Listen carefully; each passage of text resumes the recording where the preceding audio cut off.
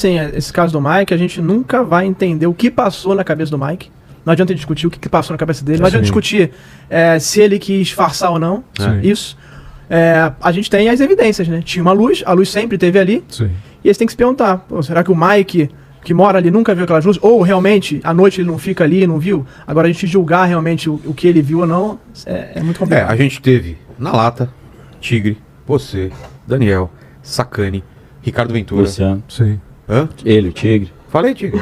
Falou? Falei. Não, mas sabe o que é estranho? Tirando o que eu falei, tirando o negócio do Mike. No mesmo dia, 31 de maio e 1º de junho, teve também no Pontal do Paraná, né, um cara chamado William Adriano gravou ali luzes brilhantes sobre o mar, num lugar chamado Balneário Ipanema, né, entrando na água, saindo da água. Já estive lá também. No mesmo dia. Depois em Bento Gonçalves, Rio Grande do Sul também, dia 1º de junho, uma produtora rural lá gravou as luzes em cima da casa dela, isso tem, com barulhos também, que parecia barulho de corrente, de engrenagem. Será que todo mundo combinou de fazer videozinho no mesmo dia? Não sei, cara. Olha lá, ó, as imagens. E existe uma coisa importante aí. O fenômeno ele é totalmente ligado à intenção e fé. Sim. Então, se você tem um experimento social como foi feito, em que as pessoas, 3 milhões de pessoas acreditam em uma pessoa que viu algo, vira uma egrégora, passam a acreditar que o fenômeno vai se manifestar, manifesta a realidade, o fenômeno realmente vai começar a se manifestar mais. Sim. Uma primeira coisa que eu falei nos meus stories do Instagram foi isso. Vai ser um experimento no laboratório. Gerar, se né? seja falso ou não, e está se provando que provavelmente é falso, né? Não importa. Não importa, gera. As né? pessoas vão querer ver algo e começa a acontecer e vão começar a apostar. Por isso que a questão da revelação é muito, muito delicada, né? Mas assim, simultaneamente aconteceu, não tinha dado tempo da consciência das pessoas ativar, né? O que você interpreta, Rony, você que é estudioso disso? Será que estava acontecendo alguma coisa nesse dia? Porque foram alguns pontos ali no sul do Brasil. Eu acho que o avistamento de fenômeno nunca é um ingrediente só. É uma questão da tua consciência, do como você está emocionalmente no momento. O local tem que ser um local isolado, ele não vai aparecer em um local populoso, cidade, por exemplo. Muito difícil, muito raro. Então, é um conjunto de ingredientes. Acho que um fator-chave nesse caso específico foi a questão de uma pessoa ver, ficar conhecendo no Brasil inteiro, e as pessoas começaram a querer ver aquilo. Né? Então, mas eu estou muito mais interessado nas mutilações de animais que aconteceram nas propriedades dele, que pouca gente fala, do que na luz. Por quê? As mutilações, não houve sensacionalismo, ele não quis viralizar com essa história, ele quis sim alertar as pessoas que tinham um problema, um predador ali oculto na localidade. Aconteceu com o proprietário dele, está acontecendo com todos os municípios. E isso vai de Campo Largo, cara, à Fazenda Rio Grande. É uma região muito grande.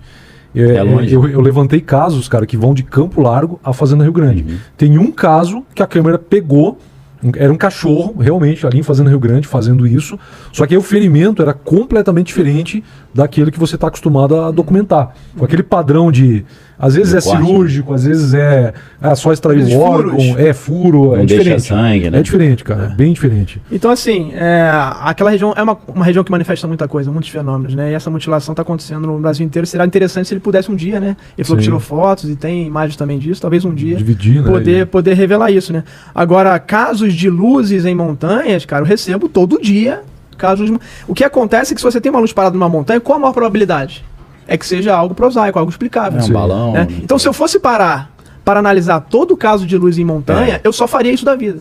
E você tem que... O tempo é limitado, você tem que colocar energia, focar energia no que é mais importante. Como esse caso tomou uma proporção nacional, aí todo mundo, claro, a sociedade pediu, né? Então todo mundo teve que parar e olhar. E isso é a coisa mais legal nesse caso. O Tigre, na lata, as pessoas, e principalmente aqueles que foram lá como vocês, né? A gente sabe que se acontecer de novo um caso desse, todo mundo, a sociedade vai estar preparada para poder ajudar. Mas você não acha que, você estava falando que esse fato pode ter gerado uma expectativa, uma intenção nas pessoas e isso gerar mais ocorrências, né? Mas será que não pode dar o efeito reverso, caso essa situação do Mike seja comprovada ali que foi algo inverídico, de gerar uma descrença nas pessoas? Isso, esse é outro lado, né? Agora, sendo a probabilidade maior de ser algo explicável, as pessoas criaram uma expectativa tão grande que agora vai ter uma queda de falar assim, se o fenômeno do Mike não existiu, todos os casos agora não existem. E vai causar um efeito reverso. É que a gente está num momento mundial, Daniel, Rony, que as pessoas ansiam por algo que realmente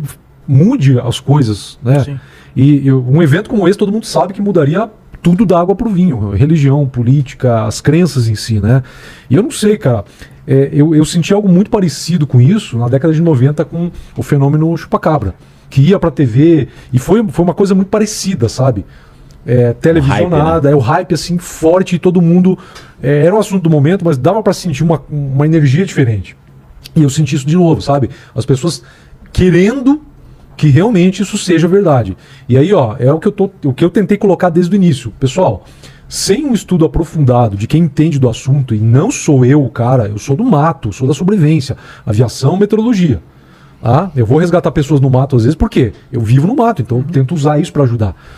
Aí, precisa de todo um ensaio, de todo um estudo, é uma série de coisas, sabe? E eu entendo plenamente a ansiedade, meu Deus, será que é verdade? Será que não é? O que a gente faz? O mundo vai acabar ou a gente vai ser salvo, abduzido, sei lá, sabe? Eu senti muito isso. Eu acho que essa queda vai acontecer, mas eu acho que não vai abalar tanto porque a gente tem um contexto todo que está acontecendo. Mundial, né? O filme do Spielberg, eu não posso falar ainda o que eu vi, mas é muito claro para mim que aquilo, você vendo, é como se fosse um manual de preparação das pessoas. Entendi. Pra dar uma maciada na galera. Olha só. E pra mim é muito claro que como se eles tivessem que apressar muito, depois eu vou falar por que eu acho isso, tiveram que apressar muito, tem que sair logo isso. Porque daqui a pouco, pra mim, pode acontecer alguma coisa. Temos que lançar o filme logo pra preparar, porque essa fase tem que chegar. Você ficou com essa sensação? A sensação, depois eu vou falar por quê. De urgência desse filme sair. Mas assim, deixa eu só te fazer uma pergunta e você ver o que dá pra responder ou não, que você se comprometeu a não revelar nada do filme nesse momento. Começaram a haver falas lá nos Estados Unidos de que alguns deputados federais e senadores tiveram contato com aquilo que o governo americano estava querendo revelar. E esses deputados que eram cristãos ficaram meio que assustados e foram conversar com lideranças cristãs para falar, olha, preparem os membros das suas igrejas para as informações que estão chegando. E a gente não sabia por que as igrejas deveriam se preparar, que tipo de informação.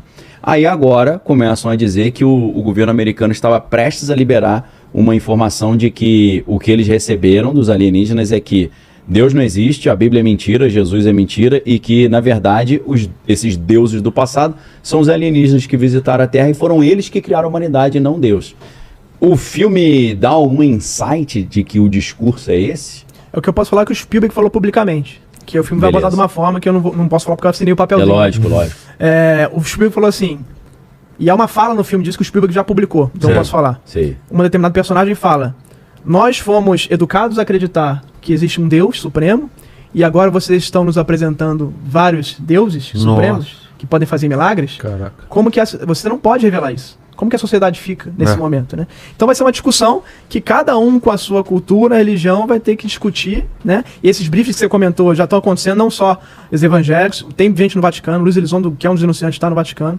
Então essas discussões já estão acontecendo, não é de hoje, já tem mais de ano, para preparar as pessoas. Em 2019 o Vaticano já tinha feito uma reunião para... Isso está acontecendo porque a religião vai ter que, cada religião vai ter que ter umas lideranças, né? Que vão falar, o caminho vai ser A e o caminho vai ser B. E às vezes podem ser caminhos diferentes, né? Cristãos, por exemplo, será que os evangélicos, os protestantes e os católicos vão tomar caminhos diferentes em relação a essa discussão? São coisas curiosas que a gente começa a pensar, né? Sim. Vai na linha do que a gente já vê no cinema. A gente sabe que o cinema é um grande, principalmente o cinema hollywoodiano, é um grande instrumento de propaganda, tanto que o vínculo entre a CIA e Hollywood já é documentado há muito tempo. O filme Prometheus, lembra, Vilela? Do Alien Ridley Scott, em que os engenheiros aparecem ali, e eles que criaram a humanidade. Fazendo essa reengenharia, né? Engenharia genética. Introduzindo o DNA. Toma Black Goo. Através da Black Goo, né? Que é aquela gosma escura que o cara bebe aí. E que a gente vê na cultura pop em várias capas, ensaios fotográficos. Sim, a própria Venom é meio que uma Black Goo. Não sei se você tem essa imagem que a gente usou em outro programa do Black Prometheus. Então, o que eu acho interessante, o Prometheus, eu como cristão, a princípio fiquei... Sabe o que falam desse filme, né? Prometeu, mas não cumpriu. Exatamente. Que o Ridley Scott prometeu, mas não entregou. Né? Mas eu gostei do filme, eu gostei. Eu gostei também, mas ele cortou cenas, né, cara? Ele cortou? Cortou, tem cena cortada ali, cara. Eu sabia. É do papo lá do engenheiro com o... Ah, sim, tem. Tem essas cenas, cara. Não, e numa das cenas cortadas, sabe o que eles falam? Os engenheiros alienígenas, eles falam assim... Nós nos arrependemos de criar a humanidade, porque nós criamos a humanidade e eles nos crucificaram. Ainda faz uma alusão que Jesus era alienígena. Só que eles acharam que ia dar muita polêmica e daí eles cortaram essa cena. Exato. Mas depois ela vazou, ela tá no YouTube, né? Eu já vi essa cena. E a ideia é exatamente essa. Eles falaram que Jesus era um alienígena e que Maria não ficou grávida através do poder do Espírito Santo nem de Deus, mas ela foi abduzida e foi inseminada ali um óvulo híbrido nela, e Jesus seria um híbrido que veio para fazer uma ponte entre a humanidade e essas raças alienígenas. Seria uma boa saída para a religião, né? Trabalhar uma ideia dessa. Mais ou menos, né? Eu acho o negócio meio diabólico ali. Sim, na minha leitura, né? Mas como é que a religião explicaria, né? A chegada. Então, o Vaticano já tem o padre Giuseppe Tanzella-Nitti, né? Que é um dos jesuítas que está à frente disso. Ele já está dizendo que pode ser que os alienígenas não tenham passado pela queda, nem pelo pecado original. Pode ser também que eles não precisem ser evangelizados nem batizados. E pode até acabar acontecendo que nós temos que aprender com eles essa teologia das galáxias, né? Então eu fico com receio de apresentarem seres como se eles fossem santos e quase semideuses, né? Que a gente tivesse que submeter a eles. Porque aí a gente vai numa linha um pouquinho do problema dos três corpos, né? Ou do Prometheus.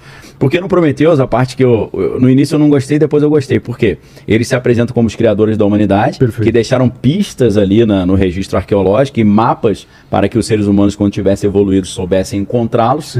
Só que quando você vai ver, eles estavam vindo para a Terra para poder destruir a humanidade. Aniquilar a criação. Porque ficaram tristes ali, porque os seres humanos estão destruindo a natureza e tal. Não corresponderam. E aí você acaba vendo que, na verdade, eles são seres que são nojentos, malignos, egoístas, exploraram a humanidade e que são mentirosos também.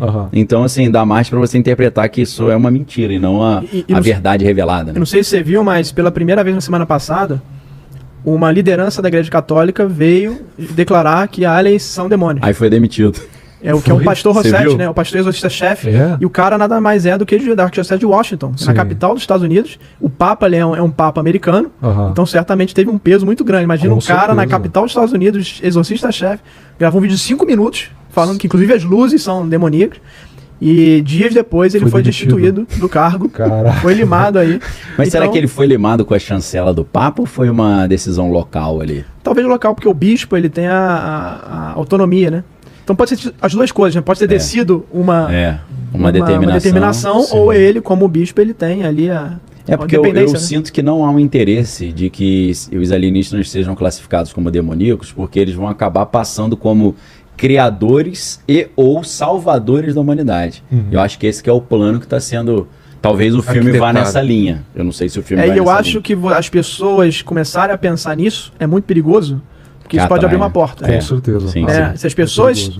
É por isso que existe a elite chamada Elite College nos Estados Unidos, que são os católicos religiosos do Pentágono. Sim. Eles falam que se as pessoas acreditarem que aliens são demônios, aquilo começa a se manifestar de forma, de fato, demoníaca. Então, é uma discussão. E amanhã vai ter uma reunião com deputados, senadores e os denunciantes para ter novas revelações, porque o David Grush finalmente obteve do Pentágono autorização para falar dos seres, das inteligências não humanas. É um processo que demorou quase 3 anos e agora o David Grush amanhã vai ter esse evento, vai ser televisionado para poder falar sobre isso. Então, vai ser agora eu vou falar um negócio para vocês. Você sabia que existe um conto, um mini conto de 2005 chamado The Lion of Judah?